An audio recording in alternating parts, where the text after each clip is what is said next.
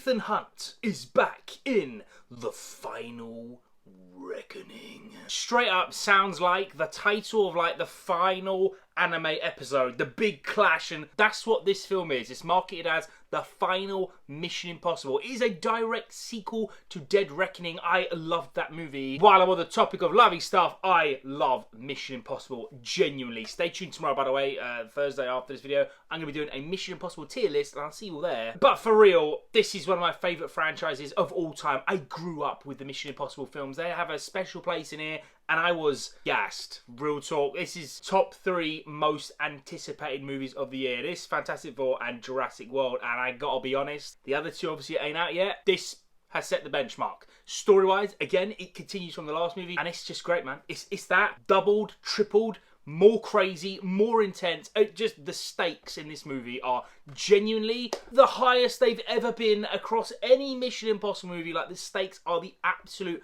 pinnacle of desperation. This is literally, I mean, it's called the fucking Final Reckoning, bruv. This is the final one. I'm talking end of the world. Yeah, the stakes are at its peak, and yeah, there's very little I didn't like about this movie. I loved the story, the fact that this AI is the biggest threat, which is fucking scary, because right now it also pretty much is. And I really hope, at least in my useless lifetime, I don't see an AI called the Entity doing the things it wants to do here, because this is literally Ultron. Do you know what I mean? Realistic Ultron. Basically, what Ultron was trying to do in Avengers 2, he's trying to do the same thing here. Well, the Entity is anyway. And it's up to one man, of course, to stop him, and it is Ethan Hunt. As for Tom Cruise, I got nothing but the most respect for you, sir.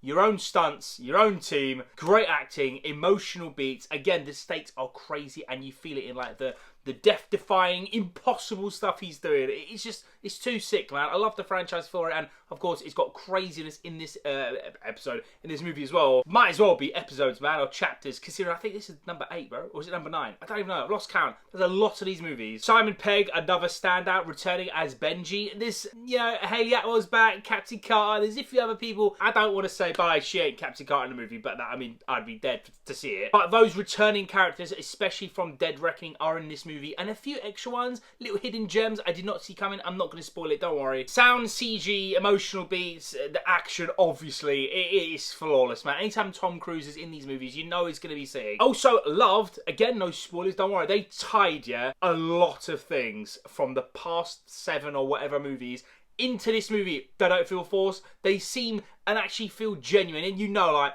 they had no idea that they're going to write into this movie. But, I mean, it worked out really, really well. It got me thinking from, like, Mission Impossible 3, 4. There's a lot of, like, yeah, man, this actually adds up. And I love that. Make the world realistic and, like, tie things together. A lot like these events never happened. People remember them, and there's a lot of flashbacky stuff. It's great, man. Honestly, if you're a fan of the franchise, you don't need a nerd in a chair telling you how good this movie is. My only one gripe, and it's kind of the same thing with Dead Reckoning, and it's said with love, I'm just being honest, man. They're too goddamn long, bro. You could shave off like 10, 15 minutes, and any more than that's too more, and I think the movie would still be 2.5 hours long if you chopped off the 15 minutes. I think it would have been a little bit smoother. What do I know? I don't make movies. Maybe it would have been a flop. I don't know. There's a lot of stuff though, man. When the actual opening credits happened, I was like, God damn, bare time's gone past. And now we're at the credits. It's crazy. It's a long movie. I don't mind it too much. It doesn't really take much away from the score because it's the final one, you know? Lengthen it out, drag it out. Yeah, I mean, use the screen time, but it definitely felt like a long movie, and that's pretty much my only complaint. I'm going to be doing the tier list tomorrow. Score-wise, this is an absolute banger, nearly God tier, and I'm going to give The Final Reckoning 9 nerds out of 10.